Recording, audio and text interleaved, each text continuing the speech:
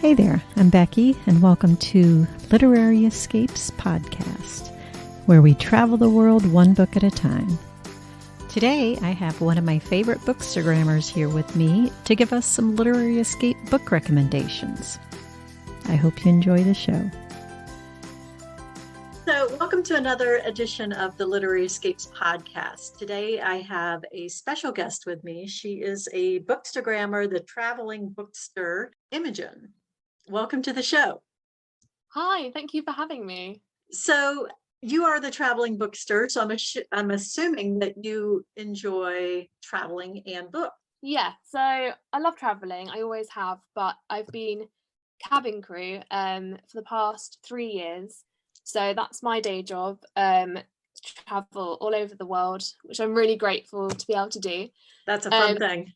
Yeah, so when I was making my bookstagram, I thought, how can I incorporate my two favorite things? And also I was trying to think of a cool username as well. So that's awesome. Yeah.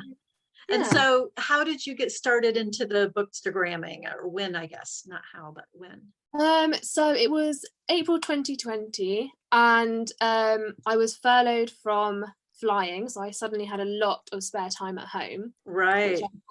I've never had that much spare time just in one place at home for a while. And at first it was really lovely, and I was reading a lot of books, and then I thought, I want to be able to record what I'm reading. And then I discovered a thing called Bookstagram, and I didn't know anything about it really. I just made an account, put my username in, and realized that there's this whole community that I had no idea about, and lots of like-minded people who enjoy the same things on there, of all different ages, all over the world. And I just thought that was so lovely. And yeah, I got stuck in with it really, and just, brilliant idea. It's pretty amazing. It doesn't matter what type of books you like.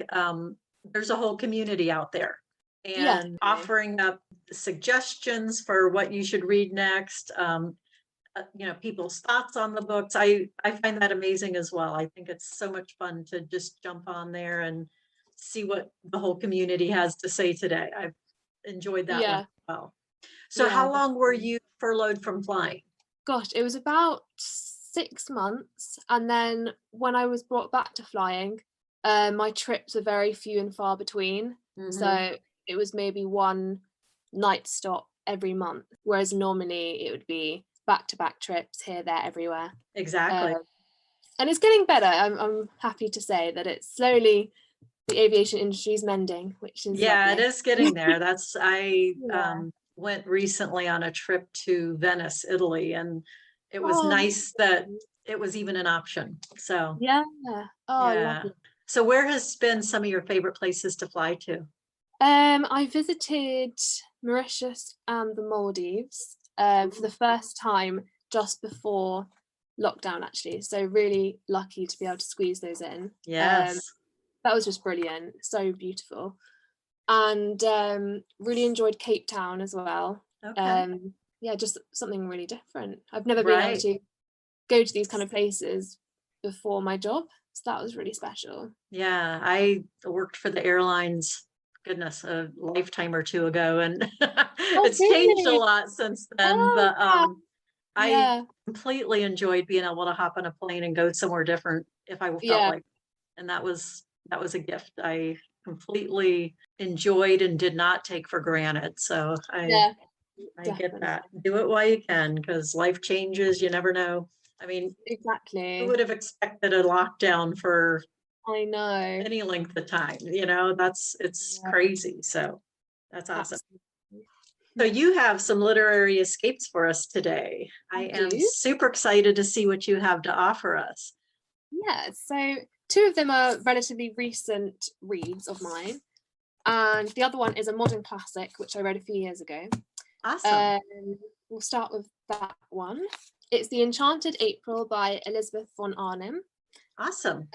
And I read this initially when I was working at Waterstones in between uni, and I was really caught by the cover.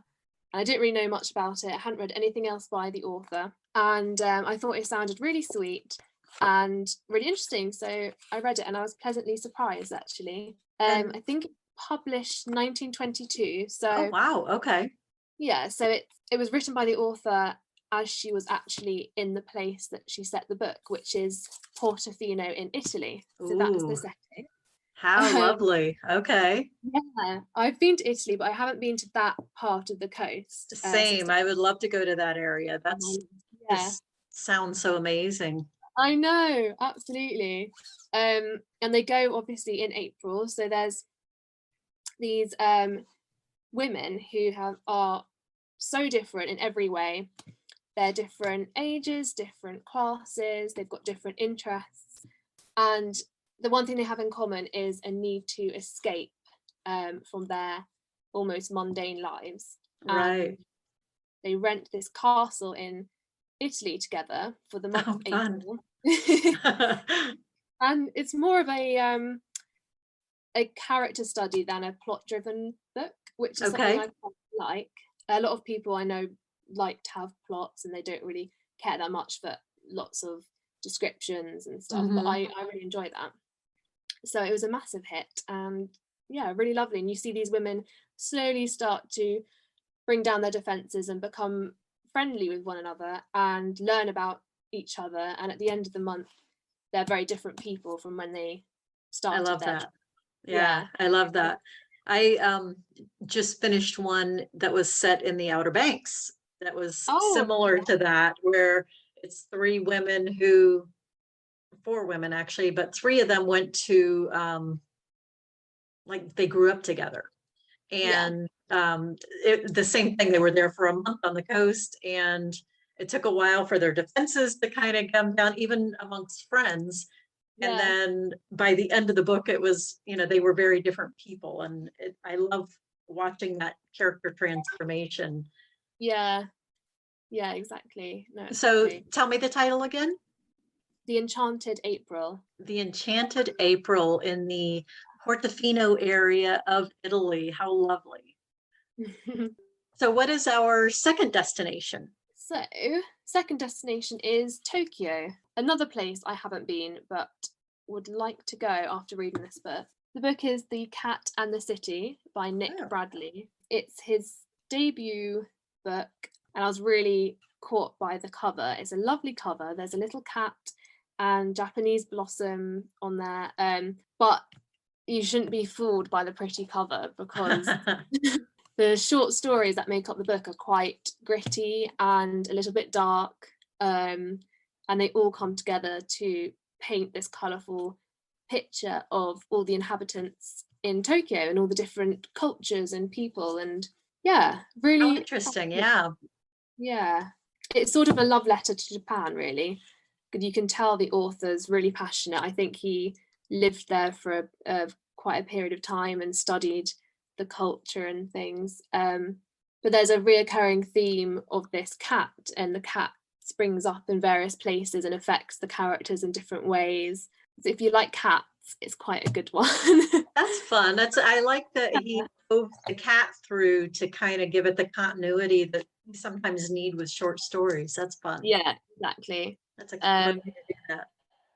Yeah, it is clever actually. And once you get into the book and you read the short stories, you realize that you've seen some of the characters before and they might have played a very small role in a previous short story, even if it's just somebody that's passed on the street. So it's Right. I quite love that. clever. Yeah, it's really clever piecing that together and being like, oh, I've seen them before. So that's Okay. that person and they're related to them and this happened to Yeah, how it all kind of fits together.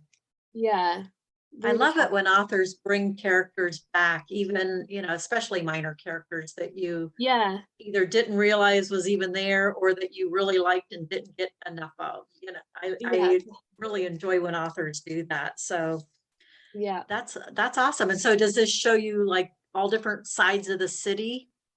Yeah, it shows you the nice parts of the city and the not so nice parts as well, which every city has, I guess. Especially But every big city, right? You're definitely yeah, get that. definitely.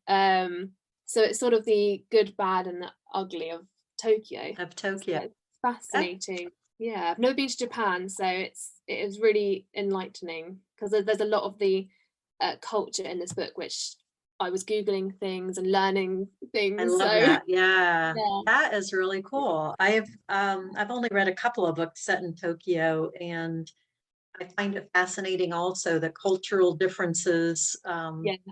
Even, the food, the traditions, just the way they think is different than, as an Yeah, American, their values are different than ours in a lot of ways. And I definitely. love reading that and getting that.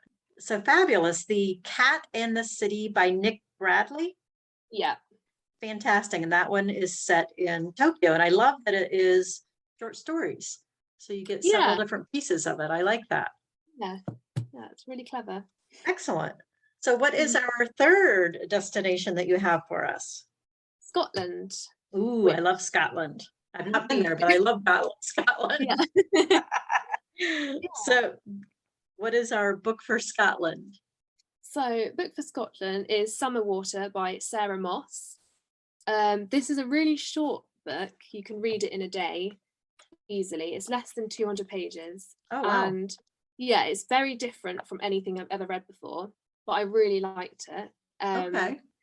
It's set at this holiday park on the banks of one of the lochs in Scotland during summer, but with true Scottish weather, it's just pouring down the entire time that these families are there, and the author's really got a unique writing style because she cleverly builds a feeling of suspense with the descriptions of nature and the rain and how it puts off balance all the natural things that are happening, because nature's expecting it to be sunny and nice weather, and it's not. So there's this building sense of foreboding, and it's written in a stream of consciousness as well. Okay. Yeah, so the dialogue and the thoughts and conversations and descriptions are all sort of, well, there's no punctuation. It's very oh, interesting. Okay. Yeah, so it's very different to read than a novel. And it's set over just one day at this holiday park, and you jump between the families, and you jump to one family and they're thinking about what the other families are doing, and they're judging what the other families are wearing, what they're doing, what they're talking about, and then you jump between them and they're all judging each other. And there's these newcomers to the park that people can't quite figure out, and so it carries on like this until pretty much the last 5 pages, and that's when a lot of action takes place. Oh, okay. Yeah, I know. And it all comes together right at the very end, and it's quite explosive and dramatic. Wow. Yeah, and quite surprising, really. Okay. So do they finally get good weather? Oh, no. Dang. No. Probably not. But I think we've all had summers like that for anyone who lives in the UK. So yeah, exactly. That's we went to Iceland several years ago in June, expecting it to be summer because it's June. Yeah. And it was rainy, and I don't know, maybe in the 50s, 50 Fahrenheit, and we're from Florida. It's freezing. So I can imagine wet and rainy in Scotland is different than wet and rainy in Florida. Yeah, definitely, like drizzly and foggy and misty and chilly and shit. Yeah, just miserable. Yeah. They're all having a horrible time. All they're doing is having cups of tea and looking at everyone else and thinking, what are they doing? Oh, they're new. We haven't seen them before, etc. Let's talk about them. Yeah, exactly. And then it all comes together quite surprisingly at the end, really. I love that. Yeah, I was really pleased actually, because it's right up my street. I like something that's a bit different, not necessarily lots of plot twists and stuff like that. It's just all about the language and the atmosphere that the author creates. So you really feel like you're there with the characters in this claustrophobic caravan park. Right. That's awesome. And so that was Summer Water by Sarah Moss. Fantastic. Set in Scotland. And so thank you for the 3 recommendations. We've got The Enchanted April, which took place in Italy. Yeah. Down along the Amalfi Coast, I think it was. Yeah. And then Tokyo was our second destination, The Cat in the City by Nick Bradley. Yeah. And I liked that one was short stories, dark, gritty, showed all sides of the city, the good, the bad, the ugly, as you say. Yeah. And then we get Scotland with a book by Sarah Moss, a short book called Summer Water. And that one, I like that it rains the whole time. Yeah.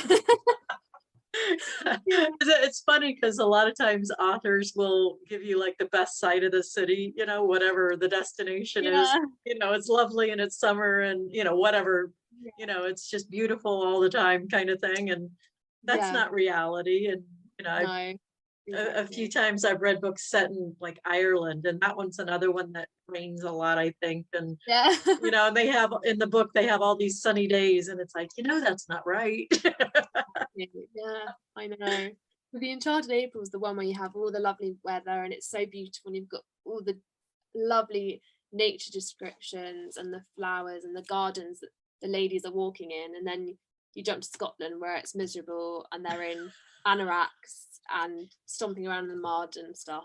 Right. So yeah, quite a contrast. I like that. We got the whole gamut of places to visit. So, and 3 really good recommendations. I appreciate that. No, you're welcome. Yeah, it's really fun to talk about them. I really enjoyed all 3 of them. Yeah. That's awesome. So where are you off to next on your travels? I am off to Mauritius at the end of the month. Yeah. Fantastic. So that's back flying there again after about 2 years, and we haven't been. So that'll be lovely. Looking forward to that. Yeah. That will be lovely, yes. And what are you reading right now? I'm reading Mary Jane by, I think her name's, Jessica Anya Blau. I think you pronounce her surname. I might have got that wrong.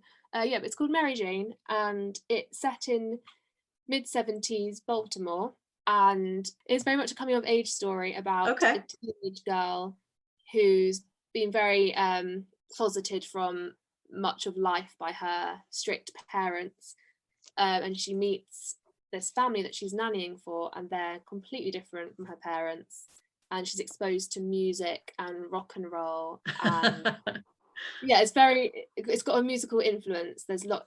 That's fun, which is really fun. The 70s had some really good music, so exactly. I love that time for music. So really enjoying it so far. That's fun. How do you typically choose your books? Pre-Bookstagram, it would have been in like Waterstones or just whatever I saw. But now that I'm on Bookstagram, it's so easy to get good recommendations from people because it's just everywhere. So most of the time it's Bookstagram or Goodreads. I use Goodreads a lot, and that's really good because it brings up similar books to the ones you've liked before. That's true. So that's probably where I get most of my recommendations. Do you tend to read like a tablet, or do you like physical copies? I like physical copies. I've never had I've never had like an e-reader or anything like that. Okay. So I've always been physical books and stuff, and I take as many as I can on trips with me, even if it means my suitcase is really heavy. But exactly. I'm stuck in that old habit of having a good old physical book. So I didn't do an e-reader until we started traveling more, and I discovered I can take as many books as I want to on it. But I still prefer a physical book when I can. So there's something about holding it and just the feel and the smell and all of that I really enjoy. Exactly. Well, thank you for joining me today. I really enjoyed getting your recommendations, and wishing you the best on your travels. Oh, thank you. Yeah, thank you so much for having me. It's been really good fun. Yes, it has. Thanks for joining me today on the Literary Escapes podcast. If you enjoyed today's episode and maybe would like some more Literary Escape book recommendations, then come check out the Literary Escape Society. We're a community of travelers who love books, or maybe book lovers who love to travel. Either way, if you need an escape, a literary escape, come join us as we read our way around the world together, one book at a time. Check out the show notes to learn more about the Literary Escape Society. And we'll see you next time on the next episode.